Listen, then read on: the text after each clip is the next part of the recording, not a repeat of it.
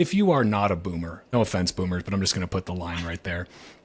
If you're not a boomer and you have watched the boomer class accumulate an obscene amount of wealth because they lived through the easiest money fiat expansionary time in history, and you could be dumb as a box of fucking rocks and get rich, and you feel that that fucking kind of sucks for you because you missed out on that, and maybe you came into the workforce right after fucking '08 or something, or maybe you were born in the year 2000 and you're 24 now, which is just wild to think about. Maybe you're 24 and you're thinking, how am I ever gonna to get ahead and to catch up? Right now, you still have that opportunity, because right now the boomer class, if they've got, let's say they want to make $1 million smash buy of Bitcoin, they can buy $1 million of Bitcoin right now. That will give them more Bitcoin than like 99% of the 80 IQ plebs on Bitcoin Twitter. And they'll just have it, and they'll appreciate all of this incredible upside that we're about to have. And that kind of seems like, it's like, damn, okay, that's a little rough. Like these boomers can just outbid the rest of us plebs still. But that's not going to last for long. There will be a point soon where those multi-millionaire boomers, even if they smash by $1 million, that's not going to get them very much Bitcoin anymore.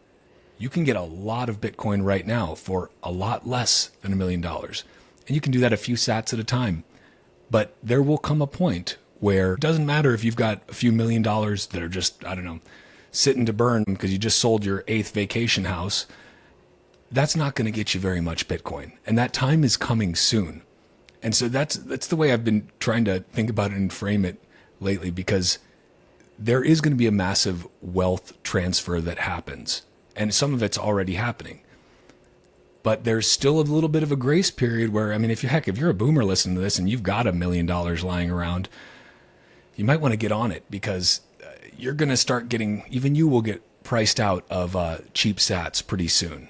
But we're still at this sweet spot time, I think. We're still at a rounding error level, I think, which is kind of wild to think about. I said this the other day, and I think it's an interesting way to frame it, which is, when I first started buying Bitcoin, it was Christmas of 2014. So the price was around $200 a Bitcoin. And, nowadays, the price could have moved $200 100 times while we were having this conversation, and it didn't affect me at all, right? Like, I don't even think about it. When I see it move $200, it's neither here nor there. And at $67,000 right now, like, Bitcoin seems expensive, but when Bitcoin moves up 2 orders of magnitude, do you really believe it's going to seem expensive to you when you look at your portfolio? Let's say you have a single Bitcoin and the difference is 2.62 million versus 2.68 million. No, you're just going to look at it and see 2.6, still doing good, still 2.6, right? That's how you're going to think. I know that's like hard to wrap your mind around now, but that's the future that's headed for you, and I know that future because I've lived it. Okay, I'm from the future. Goddamn, no, it's like I lived that over the last 10 years, and it's been weird. Yeah, it's always weird when your wealth moves up 2 orders, 3 orders of magnitude. It's strange.